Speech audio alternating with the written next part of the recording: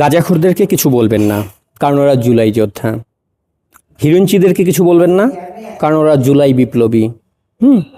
আর যেগুলা ইয়াবাখোর আছে বাংলাদেশি, ইয়াবাখোরদেরকে কিছু বলবেন না, কারণ ওরা ওসমান হাদির বংশধর। তো এইভাবেই চলছে বাংলাদেশ। গতকালকে রাতে দেখছেন যে ঢাকা বিশ্ববিদ্যালয়ের ভিতরে মানে মাদক সেবী আমরা যারা ঢাকা বিশ্ববিদ্যালয় এরিয়ায় দীর্ঘকাল আড্ডা দিয়েছি, সোহরাওয়ার্দী উদ্যানের ওখানে চায়ের দোকানগুলোতে আড্ডা দিয়েছি, আমরা জানি সন্ধ্যার পরে ওই জায়গাটা পতিতাবৃত্তি এবং হচ্ছে গিয়ে মাদকের একটা আখড়া হয়ে ওঠে। এবং গতকাল যাদেরকে পেটানো হয়েছে তার মধ্যে বিডি নিউজের একজন সাংবাদিক ছিল, আরেকজন জুলাই যোদ্ধা ছিল, আরেকটা ওই যে সাদা করে ফর্সা করে গোলগাল চেহারা, হ্যাঁ, নাদুস নুদুস ইনোসেন্ট বয় ছিল একটা। এই তিনটাকে নিয়ে কথা হচ্ছে মূলত। তো এই যে বিডি নিউজে যে সাংবাদিককে পেটানো হয়েছে, যেটা নিয়ে কথা হচ্ছে, আমি মানে নিজে দায়িত্ব নিয়ে বলতেছি, তো ওখানে এরকম অনেক হিরঞ্চি গাঞ্জুটি আছে যেগুলো সাংবাদিকতার সঙ্গে যুক্ত, যেটাকে আমরা যারা টিএসসিতে আড্ডা মারতাম আমরা বলতাম হচ্ছে আতেলপট্টি। আতেলপট্টিতে যেই সাংবাদিকরা বসে থাকে এগুলো ম্যাক্সিমাম একটা অংশই গাঁজাখোর।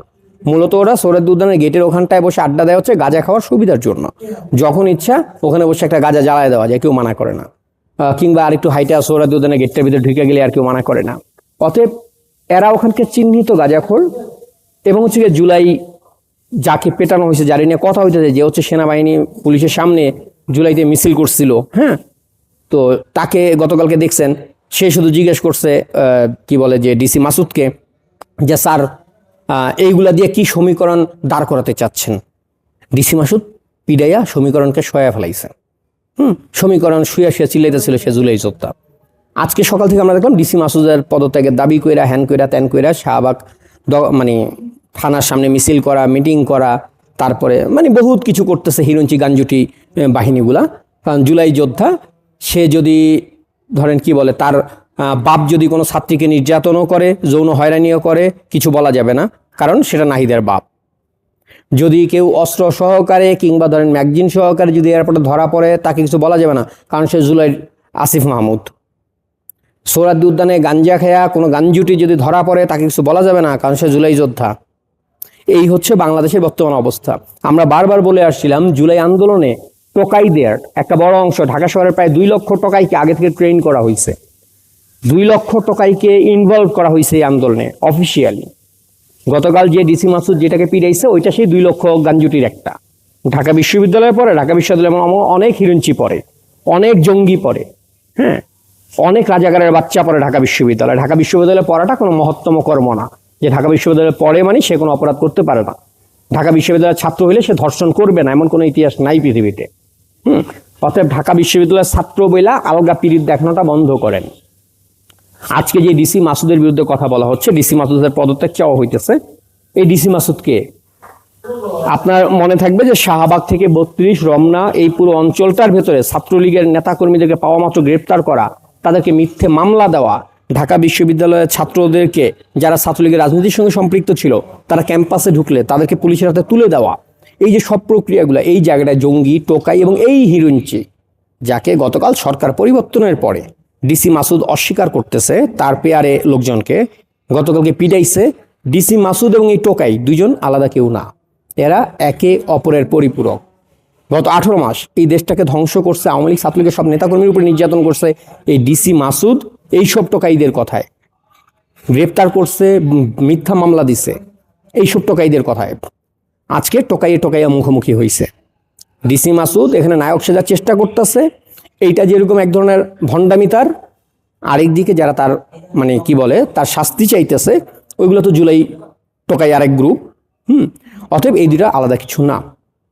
এটা হচ্ছে কি ধরেন একটা বিষয়। আরেকটা টোকাই দেখছেন গোলগাল চেহারা, লালটু লুলটু কইরা, অনেকে লিখতেছিল ইনোসেন্ট বয়, এত বাচ্চা ছেলেকে মারলো, ওর ফেসবুক ভর্তি হচ্ছে গাঁজা বানানোর ভিডিও, ওর ফেসবুক ভর্তি হচ্ছে গিয়া ধরেন বড় বড় পুরিয়া কিনতেছে গাঁজার, হ্যাঁ, সেই কেনার দামাদামি করার ভিডিও দিয়া ভর্তি। আর পুরো ফেসবুকটাই গাঞ্জার জন্য ডেডিকেটেড। ও আবার কিন্তু সেই জুলাই আন্দোলনের সাথে যুক্ত ছিল। ওর ওয়ালটা ঘাটলি দেখবেন সে জুলাই আন্দোলনের কট্টর সমর্থক, কিন্তু তার পুরো ওয়াল ভর্তি হচ্ছে গাজার ভিডিও, গাজারিয়া। গতকালকে যখন তারে ডিসি মাসুদ যখন প্যাদানি দিচ্ছিল, তখন সে বলতেছিল আমি জীবনে কোনোদিন কোনো নেশা করি নাই। এই হচ্ছে গিয়ে জুলাই যোদ্ধা, আপনাদের পেয়ারে মেধাবী, হ্যাঁ, যাদের হাত দিয়ে আপনারা নতুন বাংলাদেশের স্বপ্ন দেখছেন, যাদের হাত দিয়ে আপনারা নতুন রাজনীতির স্বপ্ন দেখছেন, এইসব হিরঞ্চির বাচ্চা। এইসব টোকাইয়ের বাচ্চার হাত দিয়ে আজকে একে একে এগুলো বেরোয় আসতেছে। আর টোকাইয়ের বাচ্চাদের যে লিডারগুলো ছিল তাদেরগুলো একে একে বেরোয় আসতেছে, সেগুলো আপনারা দেখতেছেন। এই দেশটাকে 18 মাস কীভাবে লুইটা বুইটা খাইছে। আরেকটা বিষয় আপনারা খেয়াল করবেন, অনেক পেজ আছে, অনেক গ্রুপ আছে ফেসবুকে, যেগুলো ধরেন আমার আরেক বন্ধু বলতেছিল যে তারা হয়তো কাপড়ের ব্যবসা করে, সারাদিন দেখবেন সেই গ্রুপে বিভিন্ন কাপড়ের বিজ্ঞাপন দেয়, কাপড় বেচে, কাপড় কিনে, তারা রাজনীতির আগে পিছে নাই। কিন্তু যখন কোনো একটা এই ধরনের সংকট তৈরি হয়, আপনি দেখবেন ধরেন আবু সাইদদের মতো একটা ঘটনা যখন ঘটছে, তখন সেটার মার্কেটিং করতে হবে। সেই গ্রুপটা তখন আমরা রাজনীতি করি না কিন্তু মানবতার দিক থেকে আমরা খাড়ায় গেছে, তখন তারা মানবতার ঝান্ডাটারে ঝান্ডার মতো খাড়া করে দিয়ে রাস্তায় রাস্তায় দৌড়ে বেড়ায়। এই গ্রুপগুলো আসলে কারা? আপনি দেখবেন ওই যে কাটাবনের পাখি বিক্রি করে, পাখি বিক্রি করার একটা পেজ, যারা হচ্ছে কুত্তা বিলাই বেচে, টিয়া পাখি বেচে, ময়না পাখি বেচে, তারা রাজনীতির আশেপাশে নাই।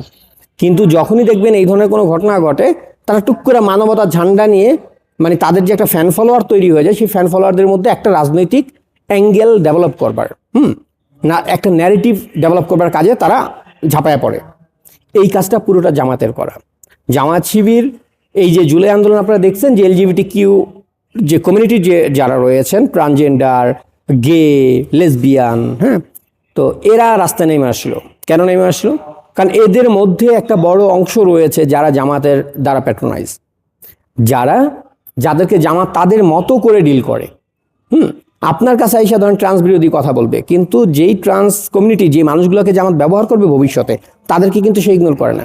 ইন্টারনালি তাদের সঙ্গে খুব হৃদ্যতা রাখে, না তোমাকে তো আল্লাহ এমন বানাইছে, আমরা কেন এটার প্রতিবাদ করব।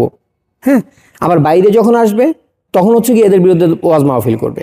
সো এই যে জামাতের দ্বিমুখিতা, আপনারা কয়েকদিন আগে দেখছেন মামুনুল হকের নির্বাচনী প্রচারণায় জিন্স প্যান্ট পরা, টি শার্ট পরা কিছু মক্ষী রানী মিছিল করতেছে, 501-এ যাইতে চাই পাইতা দেব, কি বলে যে ইয়ে ভাই, আমি মমিনুল ভাই নাকি নাম ভুলে গেলাম, তো সে মামুনুল হক, তো 501-এ যাইতে চাই পাইতে দেবো মামুনুল ভাই, এরকম স্লোগান দিয়ে অনেকে ভোট চাইলো।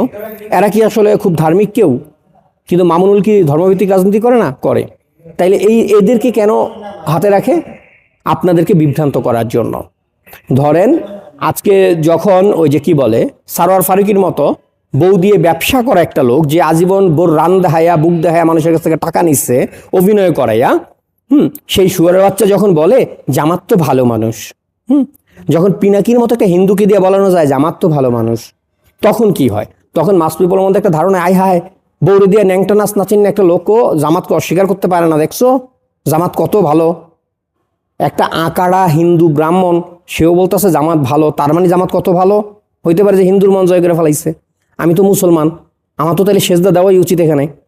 সো এই যে ন্যারেটিভ গঠনের জন্য এটা খুব জরুরি এদেরকে হাতে রাখা।